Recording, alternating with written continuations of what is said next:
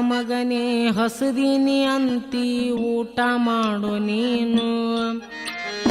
ಯಾಕಪ್ಪ ಮಗನೇ ಹಸದೀನಿ ಅಂತಿ ಊಟ ಮಾಡು ನೀನು.